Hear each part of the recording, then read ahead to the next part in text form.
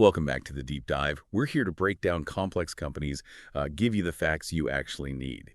Today, we're tackling a really interesting one, a company that's gone through, well, maybe one of the most radical strategic shifts we've ever looked at, SharpLink Gaming, Inc., ticker SBET.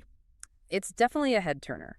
Our goal today is really to get inside this disconnect. You've got this legacy identity, right? And then this completely new core mission. Exactly. We're looking at SBET less as a gaming tech firm and more as, well, basically one of the biggest corporate holders of Ethereum out there. And just for context, we're basing this analysis on the close October 5th, 2025. SBET finished the day at $18.18 share. Right. And it really boils down to a fundamental question for anyone listening, for you thinking about this stock. Can this, legacy tech company just ditch its past, pile up over 838,000 ETH, and actually create serious value for shareholders? Or is it just a massive high-stakes bet on crypto's future? A bet that could, frankly, blow up. That's the tension, isn't it? That's what we're digging into. But look, before we dive in, if you find this kind of focused analysis valuable, you really should subscribe. Like the video, subscribe to Stock Analytics AI. For just €4.99 a month, members get priority access to our deep dives. We're actually covering the entire S&P 500 over the next few months, and members get first dibs. Yeah, definitely worth checking out. Okay, so let's get into it. This huge shift. Let's start by unpacking what SBET actually is today. Chapter 1, Business Analysis.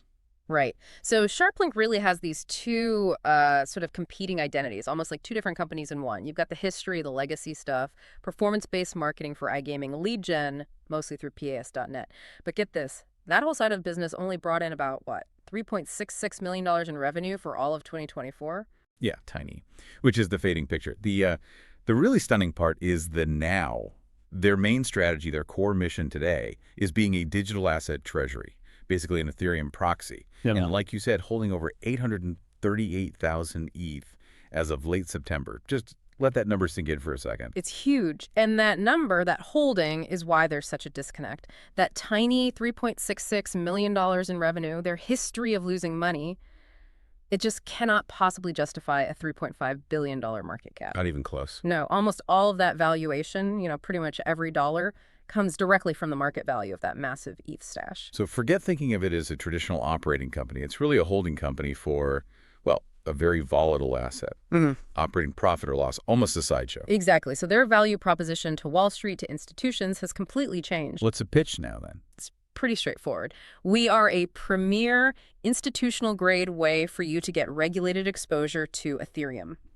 They're selling trust, regulatory cover, ease of access. They're not really playing in that iGaming market anymore, even though that market's still booming, projected over, what, $83 billion this year? Right, so if they're not competing with Penn National or DraftKings anymore, who are their competitors? Good question. It's a whole different set. Think other companies holding crypto on their balance sheets. Think spot crypto ETPs, like the big one, the iShares Ethereum Trust. Yeah. Exactly. And honestly, they're competing against just buying and holding indirectly. It's a fight for where that institutional crypto allocation actually lands. Okay, so this whole massive pivot, it really lives or dies based on the team leading it. Which brings us neatly to Chapter 2, Management Evaluation. It feels like the whole investment case now rests on this new guard team that came in 2025. Absolutely. And this is where you see the strategy isn't just buying ETH, it's building credibility. Serious institutional credibility. They've put together arguably a world-class team specifically for this crypto treasury play. You've got Joseph Lubin as chairman, co-founder of Ethereum, founder of Consensus. He brings the deep crypto vision, the technical chops. The Ethereum OG. Right. But the hire that really made everyone sit up and take notice was co-CEO Joseph Chalom. Yeah, that wasn't just filling a seat, was it? That felt very deliberate. Totally deliberate. A strategic power move. Chalom's a BlackRock veteran, a managing director. He led their push into digital assets. Crucially, he was the architect behind the launch of the iShares Ethereum Trust ETHA, which now has over $10 billion in assets. Wow, so bringing in the guy who built the biggest, most successful regulated ETH product. Exactly. It instantly gives SharpLink legitimacy. It tells TradFi, we speak your language, we understand compliance, we're serious players. And their actions back that up. We've seen them shedding the old business units, right? Focusing capital purely on digital assets. And the cornerstone of that strategy, this is huge, the $1.5 billion share buyback they announced in August.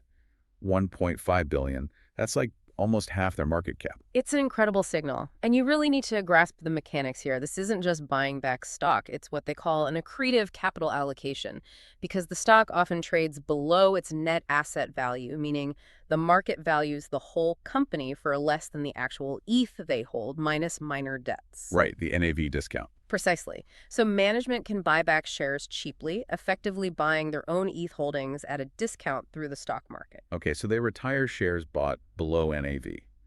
Why does that help me as a remaining shareholder? Because every share they take out means your remaining share represents a slightly bigger piece of that 838,000 ETH pie. Your claim on the underlying assets goes up instantly. It's an active way to try and force that discount to close, rewarding the shareholders who stick around. They're really putting capital to work. Smart.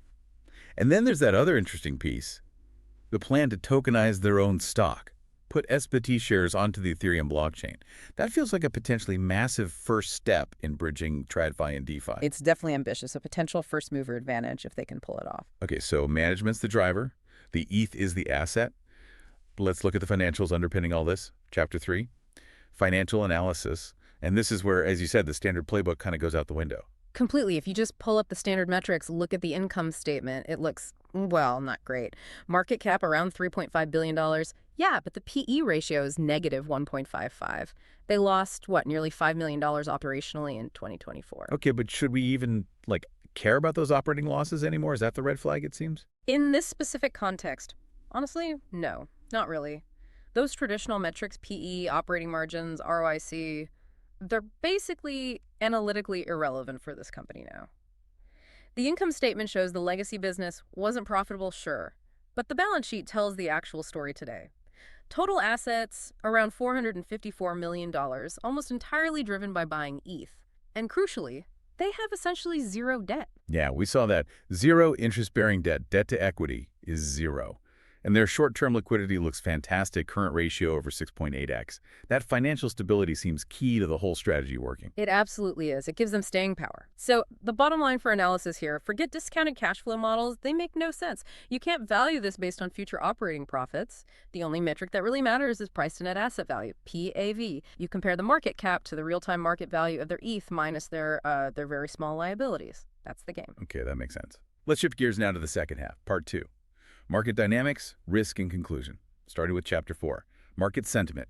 And boy, is this stock a battleground. Oh yeah, totally polarized.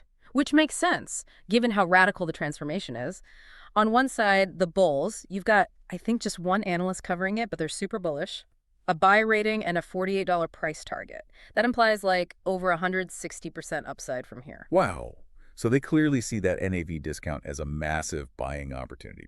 Pure arbitrage. That's the bull case in a nutshell. But then you look at the other side, the bears.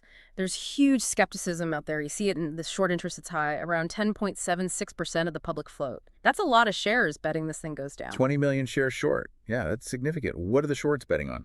They're likely betting on regulation killing the model. Or maybe just a general crypto collapse taking ETH down hard. This tension, bulls versus bears, it creates incredible volatility. The beta is wild, somewhere between 5.7 and 9.6, high risk, high reward. And it definitely creates a potential setup for a classic short squeeze if things start going the bull's way. Interesting. And from a technical perspective, just looking at the charts, the momentum seems to be with the bulls right now. Yeah. Stock's trading above both its 50-day and 200-day moving averages. Yeah, technically it looks constructive at the moment, which leads into who actually owns the stock. Chapter 5, ownership structure.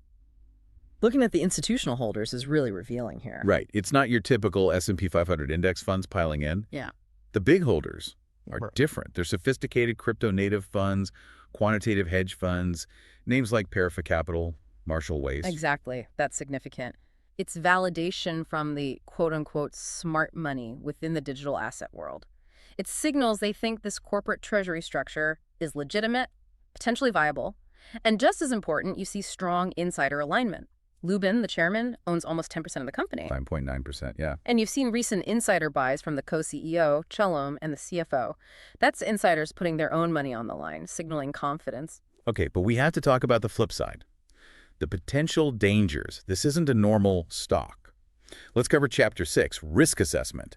This is crucial. Absolutely. And the key thing to understand is that the type of risk has completely shifted. It's not really about the old iGaming business failing anymore. That's tiny.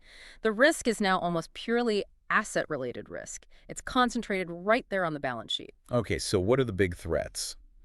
The SWOT analysis highlights a few scary ones. First, just the sheer concentration.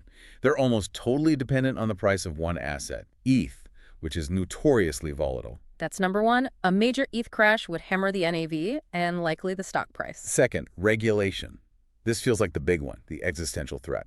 What if the SEC decides SBET is actually an unregistered investment company under the 1940 Act? That's the nightmare scenario for them. It could potentially force liquidation or a complete restructuring, a huge cloud hanging over them. And third, simple cybersecurity.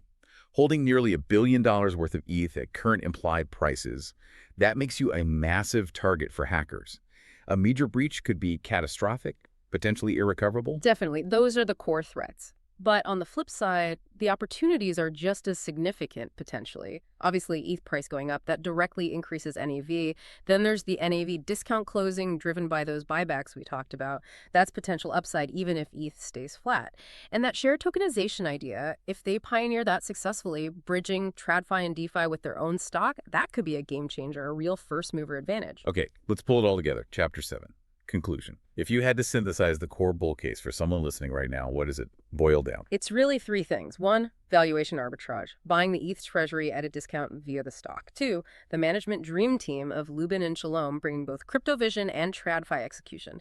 And three, active, smart capital allocation through that massive $1.5 billion buyback, which is actively working to close the NAV discount for shareholders.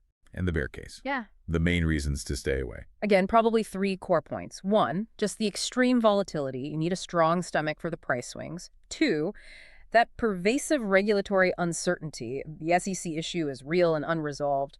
And three, it's still an unproven model. The whole corporate crypto treasury idea hasn't really been tested through a full brutal bear market cycle yet. We don't know how it holds up under extreme stress. Right. And we can actually put a number on where the market sees things right now using that NAV sensitivity.